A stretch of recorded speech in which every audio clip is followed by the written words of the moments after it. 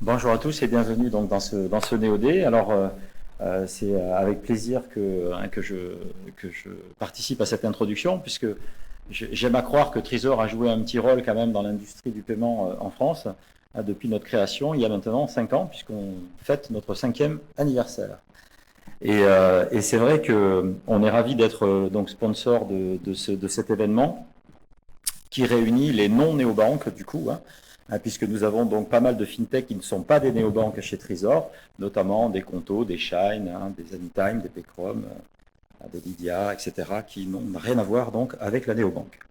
Alors on est effectivement au cœur de l'écosystème, donc je pense en France, et nous sommes très heureux d'avoir joué ce rôle, puisque Trésor est issu d'une fintech qui a réalisé qu'elle n'arriverait pas à ce qu'elle est, parce que le coût de la régulation, le coût de la plateforme, le coût de la sécurité, le coût de tout ça, eh bien, c'était au-dessus du modèle économique que l'on proposait. Et on a compris que finalement, il manquait un élément dans l'écosystème. Et cet élément, c'était Trésor. Et on a switché sur Trésor. Et immédiatement, on s'est aperçu que beaucoup de fintech étaient un peu dans notre cas.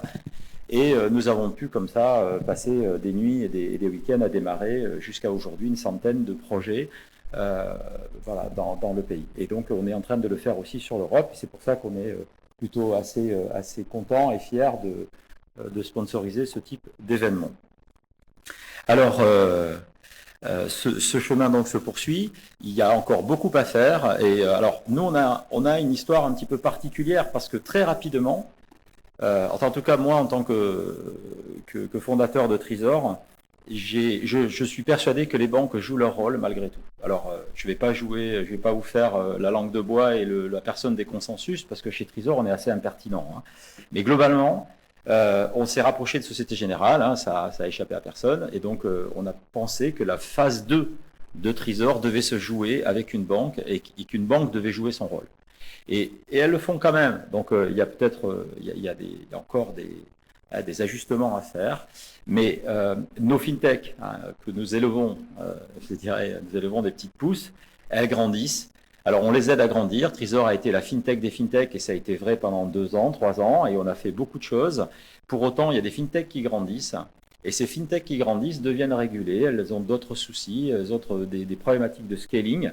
Et là, pour le coup, Société Générale a cru en notre projet, a cru en notre message et au rôle que l'on pourrait jouer sur le changement de la société et sur l'émergence de services innovants dans notre, on va dire, dans notre écosystème au quotidien. Et c'est pas un message facile parce qu'il a fallu quand même à certaines personnes mettre des mois, voire des années à comprendre ce que Trésor faisait vraiment.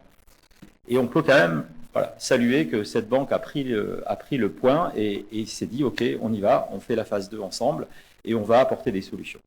Alors, pour revenir sur un petit mot sur donc tous les services que nous proposons en mode API, bien sûr de façon sécurisée, bien sûr de façon régulée, tout ça c'est audité, etc. Et on bénéficie d'ailleurs quand même de la robustesse d'un grand groupe comme SocGen.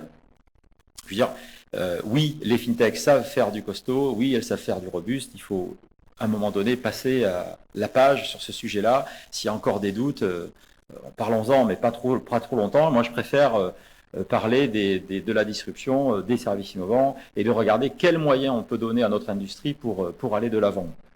Et typiquement, pour revenir sur l'open banking et sur les messages qui ont été passés ce matin, je pense que l'open banking joue un rôle très important.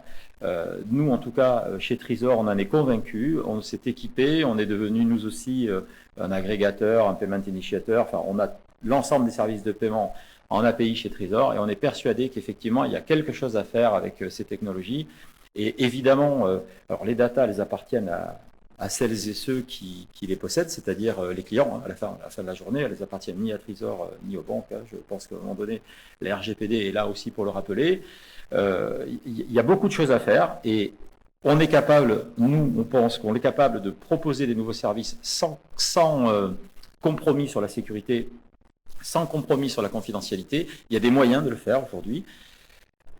Il y a quand même beaucoup de précautions à prendre, c'est vrai.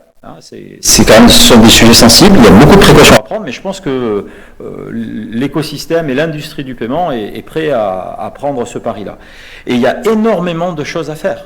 on s'aperçoit que grâce à ces technologies, on peut faire évoluer les systèmes d'e-commerce. On peut faire évoluer des systèmes opérationnels. Alors, je ne vais pas rentrer dans les détails, mais il y a des entreprises qui améliorent l'industrialisation de leur opération grâce à ces technologies. On peut améliorer les octrois de financement. Enfin, on est dans une société un peu temps réel, on le sait. Donc, sans prendre trop de risques, on est capable de proposer beaucoup de choses. Moi, je ne sais pas, parmi vous, si récemment, certains d'entre vous ont fait des crédits immobiliers. Moi, à chaque fois que j'en fais un, je perds 2 ans de ma vie. C'est insupportable, quoi. Voilà, donc c'est des dossiers comme ça va jamais, enfin c'est insupportable. Je suis convaincu que dans énormément de sujets, que ce soit de la prévoyance, que ce soit dans les assurances, que ce soit dans les crédits ou dans les financements, que ce soit dans la facilité pour faciliter les affaires sur les sites e-commerce, etc., ces technologies vont apporter un boost et un confort aux utilisateurs. Moi, je pense que les banques ont pris le message, je pense, et je crois que les fintechs ont un rôle à jouer dans cette transformation-là. J'en suis convaincu, et chez Trésor, on est persuadé de ça. C'est pour ça qu'on a mis en place d'ores et déjà les boîtes à outils pour que les fintechs puissent construire ces nouveaux on va dire, cas d'usage et user experience. Et donc, on est persuadé qu'il va y avoir encore de l'innovation, encore de la disruption, et que c'est, au contraire, notre vision, c'est que ces services-là vont doper et dynamiser l'industrie. Et donc, tout le monde sera gagnant. Enfin, en tout cas, c'est ce qu'on pense. On est persuadé que les fintechs et les banques seront gagnantes. À la fin de la journée, c'est les banques qui vont jouer leur rôle. Alors après, ça, c'est un autre message peut-être qu'on peut penser. N'oublions pas ça. Hein. Les banques jouent leur rôle quand même dans l'industrie. Et on l'a vu ces derniers mois, on a vu qu'on avait besoin des banques. Donc, je crois que c'est un écosystème qui va se rejoindre, qui est en coopétition, on va dire, pour le moment, mais je pense qu'il y a certains rendez-vous qui vont s'opérer, et je suis persuadé que les banques vont pas tarder à comprendre que c'est de leur intérêt à vraiment se mettre à transformer leur modèle économique et leur mindset et travailler de concert avec toute la dynamique de l'industrie en France. Voilà, donc par exemple, un dernier mot sur les choses dont nous sommes fiers chez Trésor. Alors au début, nous avons démarré des fintechs, et ça c'est bien, et ces fintechs ont disrupté des services. Et de plus en plus, nous voyons venir des fintechs qui apportent des vrais sujets de changement de société, qui apportent des vraies réponses dans notre société. Et ça, c'est intéressant. Ça, je trouve ça très, très intéressant. Et d'ailleurs, on est porteur, je crois, d'une table ronde aujourd'hui sur ces sujets où il y a des fintechs qui sont très innovantes et qui apportent vraiment de vraies valeurs sur les personnes vulnérables, sur les personnes en handicap, sur le climat, etc. Voilà, je pense que de plus en plus, ces projets-là font sens. Et là, on peut aussi remercier toute la technologie et l'open banking pour leur permettre, justement, d'apporter des solutions concrètes à ces problèmes de société qui deviennent un petit peu intolérables à l'époque où nous vivons. Et c'est là aussi qu'il faut regarder ça, parce qu'on peut penser aux data, au financement, etc. Mais on peut aussi penser à d'autres sujets beaucoup plus nobles et qui sont porteurs de plus grandes valeurs, quoi. Voilà, donc pour nous, c'est vraiment une fierté pour nous de jouer ce petit rôle et de venir soutenir ces événements. Voilà, c'est quelques mots d'introduction que je voulais partager avec vous, et je vous souhaite une bonne journée et d'assister aux bonnes tables rondes.